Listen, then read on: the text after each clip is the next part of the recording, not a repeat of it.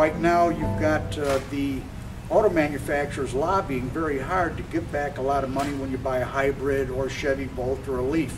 You got nothing basically for a conversion. I think it's 10%, and that's really nothing. They want you to get off gasoline, they want you to get off oil, they want you to clean up the earth, and when you do, you're penalized. So I just keep building them and tell people when they ask these questions, just tell them it's just another car. Just don't open your mouth and you'll be safer in the long run. Certain states now are actually thinking about charging quite a bit of money every year for taxes on electrically powered vehicles because there is no gas tax. That's the way they want to play the game. Fine, let them. But as the business got better and better, and I do a lot of thinking. I'm not an engineer, by the way. Me and engineers argue too much.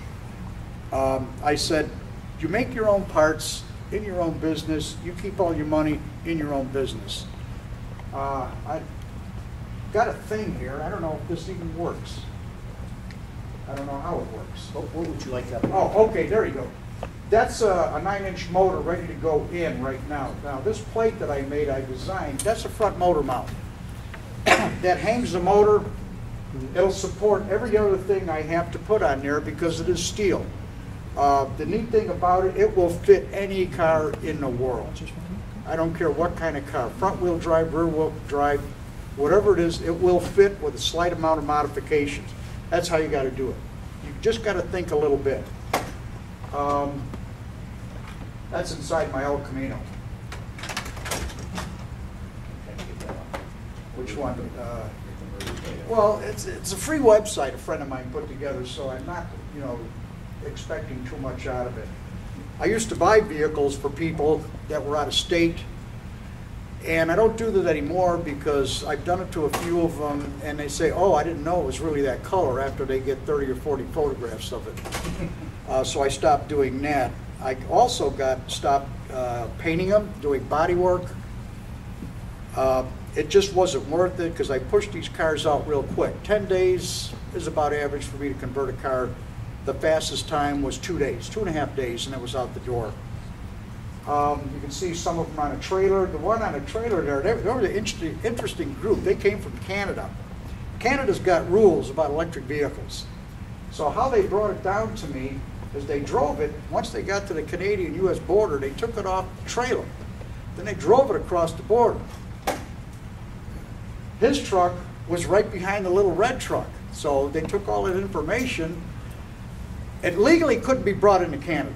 So what they did when I took it back from my shop is about 3 miles before they got to the border, they took it off the trailer. Now here we go again. The truck with the trailer goes in there carrying nothing. Here's a little pickup truck behind it driving right through. So they got around the laws on Transport Canada, and he has never told Transport Canada that it's electric. So every year he's just getting his normal tags. I don't know what it costs, but there's ways of getting around it. There's some motors out there right now that have gotten so good and so powerful that some cars can't really handle them. At one time, when there were no true electric vehicle motors like the Warp motors, the ADCs, I found a 8,000-pound forklift, so I snatched the motor out of it. The thing about the 8,000-pound forklift, that's what it weighed, and it actually had to pick up 8,000 pounds. So you got something handling 16,000 pounds. And I put it into an 83 S10 short bed, which weighed about 1,900 pounds. So I would drive it every day, and it was nice, it was quick, it was fast, but I really wanted to see what kind of power this thing had. And I really hit it to the floor. I heard these big bangs going underneath the vehicle, and it didn't go anymore. So I got out and I looked under it, and the drive shaft was hanging down on the ground, and it had 3 complete twists in it. The U-joint on a differential broke completely right off and broke the yoke also. So the power is there with electric motors. They really are. Even when I was a young kid, well, the reason I bought or got involved in the first one is in 70. I bought a GTX Plymouth, which I still wish I would have had because it was a Hemi, and it had a 4-speed, and it had every option Plymouth made. The car is worth probably $500,000 now. But anyhow, That's why I wanted the electric car, because this thing got like 3 miles to a gallon. And it only had, believe it or not, them cars only had 13-gallon gas tanks. They had no range whatsoever. Even as you'll say, a gas-powered vehicle, what's your range? None. That's how I would rate it. But again, yeah, that's one of the reasons why he changed it. I'd like to show another picture. It's pretty hard. Let's see the can you push on the El Camino there? This one. That one there. Well, that's what it looks like. The car is actually what they call a barn find. I bought it out of Topeka. The people who owned it bought it brand new, and they had show goats. Now, I don't really know what a show goat is, but it's a goat they must show. She bought it to drive these goats to different expositions, and it really didn't turn out to what they wanted. So it went in a tractor barn. And when I mean it went in a tractor barn, there was 4 or 5 tractors in there. And that's where it stayed, and the biggest mistake, she left the windows down. Chickens love open windows. I bought the car for $1,200, and I did do all the body work. I changed the interior completely. I did the paint work, all new springs, new wheels, new tires, new brakes, all new chrome in front. And it's got a Warp 11 HV, and it's running a Soltron 1,000 amp controller. And it's viciously fast. I don't know if anybody here has ever used the HV11 motors. Yeah. There's nothing out there right now that'll even come close to what they could deliver as far as power. I'm getting ready to make a coupler to bolt 2 of them together. The reason why I'm saying that is I sold an HV11 to a man that's down in Florida here.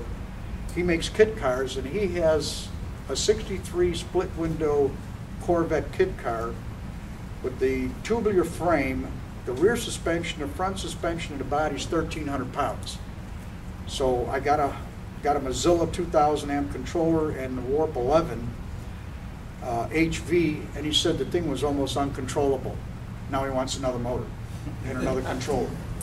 And he said he wants to go after speed records, and I have an idea he's going to do it, because there's the horsepower to weight ratio. There's more power than there is weight. Because what they're figuring out at NetGain Technologies, with 2 of these motors together at 350 volts, running 2 controllers, should be right around 2,000 horsepower, or I'm sorry, 950 horsepower at about 2,000 pounds of torque at 9,000 RPM. It's insane, but he wants it, and I always, when I do work, I regulate the customer base by their attitude and the thickness of their checkbook.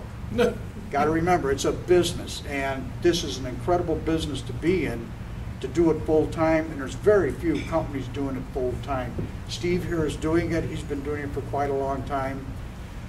I've been doing it since '74, but really pushed within about the last 6 or 7 years, and when I really started keeping an accurate count.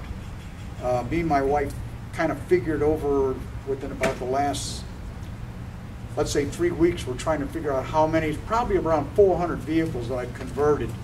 But I kept an accurate count. The last 5 years, it's been 166 vehicles. And since I've been gone, with gas prices going up, I've got 90 emails. And I've got 4 people that want it done right now. One's willing to send me a 2007 Infiniti. They want converted. Automatic transmission, and I found secrets to automatic transmissions that I ain't giving out to anybody. Because they're all computer shifted now, all the new ones. But, ta-da, you got to think. And we really got to think with the stone axe mentality. You got to find out what these stupid engineers were doing when they designed it, all this stuff. Now ask yourself, do these new cars have to be rolling Blackberries? They don't need 75 gigabytes of computing power to turn a fuel injector on and off. They don't. So we found a way to make them shift. And again, that's proprietary. I'm keeping it to myself. And I even told one of the customers that if you try to get into this black box, it'll self-destruct, and he got all worried about that.